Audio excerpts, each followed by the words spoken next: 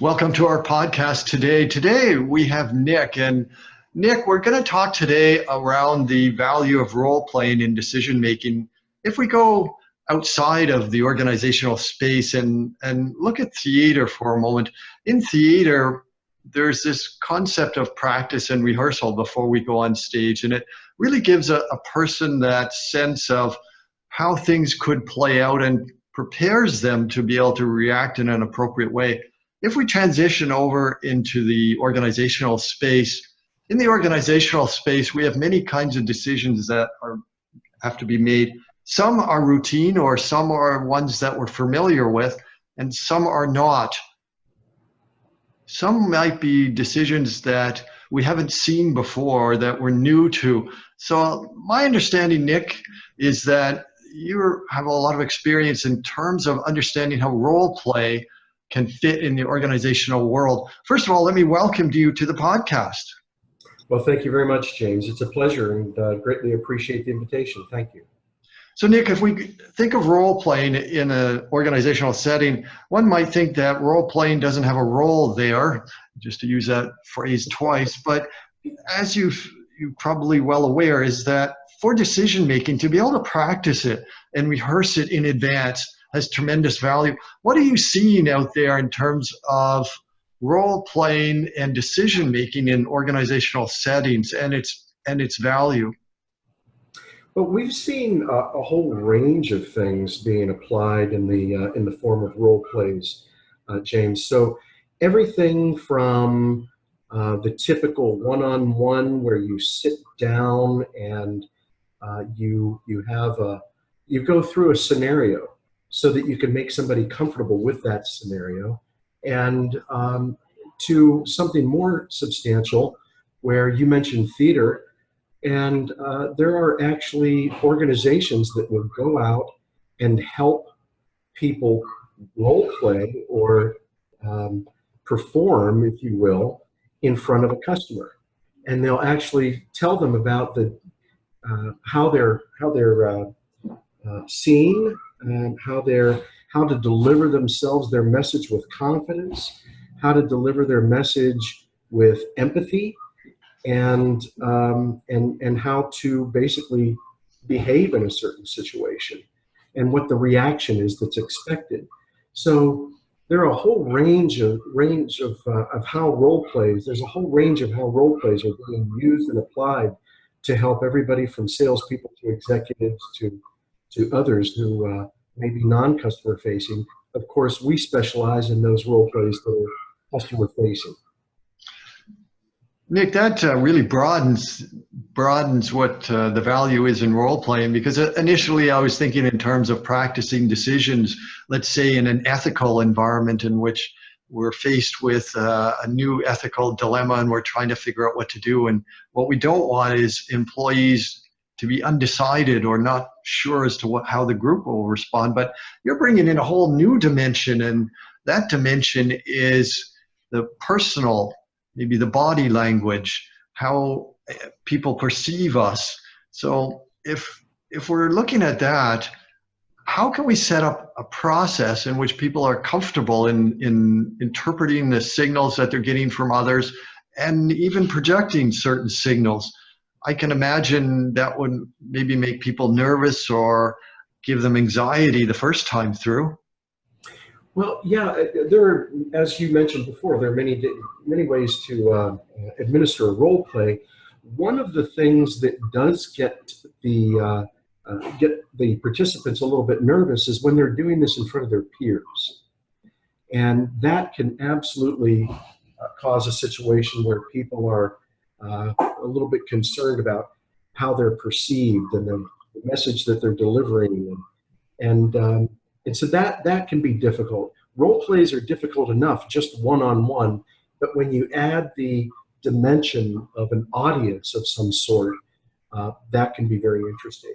So just as a point of interest, I participated as a judge in a role play at a university here in the Northeast of the United States some time ago. And this really applies to anywhere or any situation, but there were three people in the room. There was the the seller, there was the buyer, and then myself as the judge.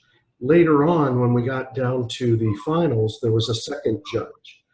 And it was very interesting to see how people reacted. Some people were more nervous, others were less so, but there were a lot of different dimensions that, if you don't mind my going into, that I experienced that I found to be quite interesting.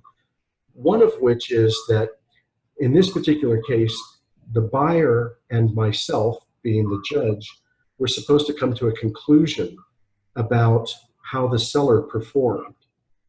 And we had to agree on how we were going to score the seller, this individual. And so it was very interesting to observe. And what I found was that the seller was, doing a pretty good job, but the buyer had never challenged the seller. They never asked a difficult question. And so they just kind of went along with, the scenario and didn't really challenge them. And we didn't get to see that level of thinking applied. So it was a very interesting experience. And I may have gone off on a bit of a tangent, but I thought that was worth mentioning. And I can certainly expound on that, but I'll just end there for a moment. Yeah, that's actually quite interesting, Nick, in how do we evaluate role play, and it's not necessarily just the decision that's being made, but how people interact. So I'm curious then, let's go in that direction for a couple of minutes. Let's say that it is in a sales environment of some kind, and it's the sales individual who are trying to increase their capability. So there is all this body language taking place. There's the emotions that are inherent in what people are saying and behind what they're saying. How would you evaluate a salesperson's performance? It can't be just simply whether they achieve the sale. You're absolutely correct, because there are a lot of things that are happening from the moment they introduce themselves to the moment they walk out of the door, and whether they have a sale or not. And in this particular case, it was not a scenario around whether or not they would get the sale. It was establishing next steps. So in many cases, salespeople have a situation where they have to approach the sale in a multitude of steps to actually complete it. So it's very different than, for example, in a retail environment. What we were talking about was a software sales environment. Dell EMC was the company that had a product that was being offered. And it was very interesting. What we found was that people became a little bit more comfortable in a setting where they knew the material, where they had studied the situation, because they were given some information to help them. And this was a role play competition that I'm referring to, by the way. But getting back to salespeople, you're measuring a variety of things. You're measuring how, in this particular case, their appearance. You're measuring their level of confidence around how they would actually answer questions, ask questions, and answer questions. But you are also measuring their ability to go through a process where they were first introducing themselves. And then the next thing they would do is learn about your particular situation. So a discovery, if you will. And then they might actually pitch what they are selling. And so those are 3 points that we're measuring. The next one would be objections. So if the seller actually was faced with objections, how did they deal with those objections? And an example of an objection would be, well, that seems to be a very nice solution, but we already have something like that. Or, boy, that seems quite expensive, and that's really outside of our budget. Or we really don't have the time to evaluate something of this scale at this particular time. So we were measuring these salespeople in that manner. We had 8 different points that we were looking at, and I just gave you an example of probably 4 or 5 of them. Nick, and when we were talking about the objections that people have with the sales process, obviously there must be some creativity that people must use in order to come up with a solution to whatever it is, whatever inhibitor that the customer must have. How do you evaluate that creativity, and how does using a role playing help people come up with creative solutions? That's a great question, James. And I guess it really does depend on the individual and their ability to respond. I mean, it's not too different than this conversation you and I are having right now. I have to very quickly think about what you've just said and respond accordingly based on what I know about these situations that you're asking me about. So a sales situation is much like that, and it's a matter of, again, knowing your material, and that's going to give you the confidence or not to continue and address the questions. Let's move the conversation into something that more, you mentioned software, but in a different context earlier. So let's talk in terms of software assisting this process.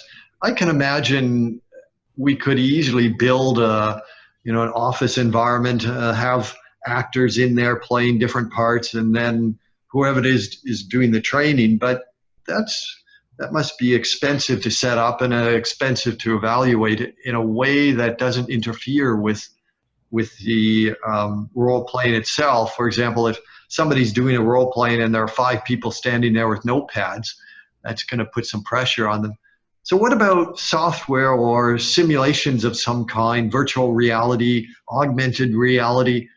How do they come into play? Is it simply just a matter of creating an environment in which the salesperson can roam freely and then deciding afterwards how well they did? And the other part of that is, how do you incorporate the body language or the emotions or the mood in a virtual environment? Very, very good questions, and a lot of them, James. So let me see if I can remember everything. And Well, the first one was about how do we create an environment to Sure. replicate, and whether it's just a simple matter of replicating the real world, or there's something different there. Sure. So and now you're speaking my language. I mean, this is something that we have been doing for quite some time at Acceleration, and then even before.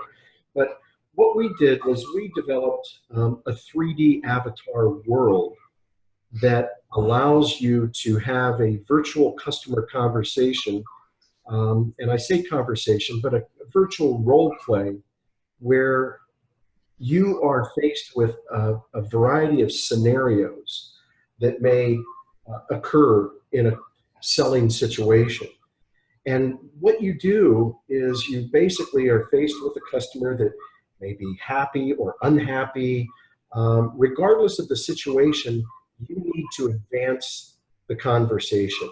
You need to get to next steps. And it may be as simple as closing a deal, but it usually isn't, because closing a deal, it usually takes several different attempts or approaches, or there are several different things that need to happen as part of the process of selling a product or a service. You need to find out, for example, who all is involved with the decision.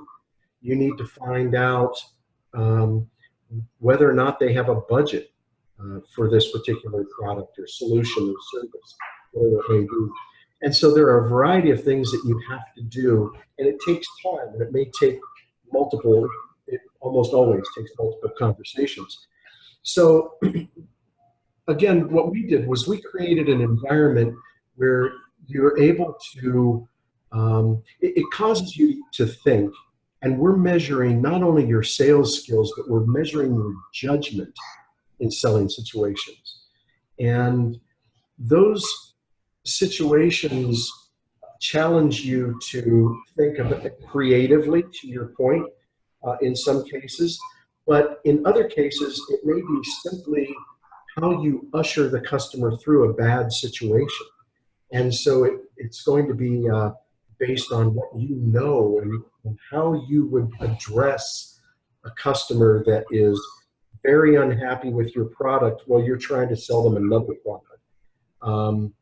So those are some of the, some of the elements. Now, in terms of body language, there's, from a digital perspective or using a virtual world, some of that is easy to do, and some of it is a little bit more difficult. For example, I am able to see what the virtual customer's body language is and how they're reacting to me, what their facial expressions are, and the intonation of their voice. But they are not able to, of course, respond to my intonation in my voice. But there is technology that does that. So in a virtual world, there are ways to actually detect intonation and detect, for example, whether or not you use something called a verbal tick. So a verbal tick is when you say like over and over. It's like this and it's like that. And so we're able to detect some of those things that are inhibitors to having a smooth conversation when somebody says repeatedly. So I think I've covered at least a couple points in your question. What was there something else that you wanted me to cover, Yeah. James? Nick, when you were talking about creating this virtual environment, and I was mentioning about how it might be necessary to provide the capability that the salesperson or the role player in general can roam freely. In other words, you don't want to have predetermined responses. I can imagine you don't want to have a pull-down menu in which they say this or they say that, and you're not giving them the opportunity to say what it is they would normally say. And that really leads to my question around realism. We don't necessarily have to have a three-dimensional high-resolution screen, I imagine, but realism in terms of the way people act and what it is they say. How do you measure realism so that when people go through it, they're not saying, oh, this isn't real life, this isn't how things are done, I'm never going to learn something here which is applicable in the real world? How do you measure the realism around the way people interact? Yeah, so again, going back to intonation, voice intonation, going back to one of the things that you want to do is you want to be able to present a solution to a group of people, and you want to look them in the eye, for example. It's a really good example. You want to be able to look them in the eye, and you want to be able to share what you have to offer with everybody in the room and not just focus on one person. A lot of people make that mistake. And using technology, one of the things we're able to do, for example, James, is we're able to use, we're able to see whether or not the salesperson who has virtual reality goggles on, for example, we're able to see where they're looking in the room. We're able to determine whether or not they're looking at a particular customer or if they are just looking all over the place. And we're able to bring that to their attention, because with every decision, we're actually scoring. With every comment that they make, we're scoring them. So you said something a moment ago about making choices on a screen. And while that is a little bit less exciting, that's where a lot of this stuff begins. And we're actually using a combination of making decisions on a screen and voice interaction to give a really robust and thorough experience that is as realistic as possible. But again, keep in mind that these role plays are simulating situations, and it's really important that people are able to practice those situations in a private, safe, risk-free environment, and then develop the other skills around that. So it may require a combination of learning platforms. So you may, for example, start with just understanding the scenario. And that may be a video that helps you do that. And maybe that video is 20 or 30 seconds, 45 seconds long. Then the next thing that happens is you're faced with a variety of situations and you just respond by clicking your mouse. And then you get to another level where you're actually using virtual reality goggles, and now you're speaking free form and you have a free flowing interactive conversation.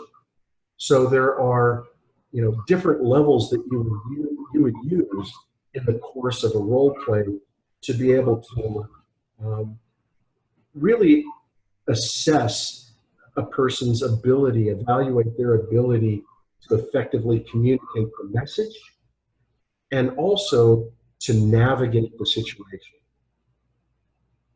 Nick, we've come to the end of our podcast, and in closing, do you have a quick takeaway for our listeners around the use of role playing for making decisions and create an individual who's more comfortable in a wide variety of environments? Sure, James, thank you for that question.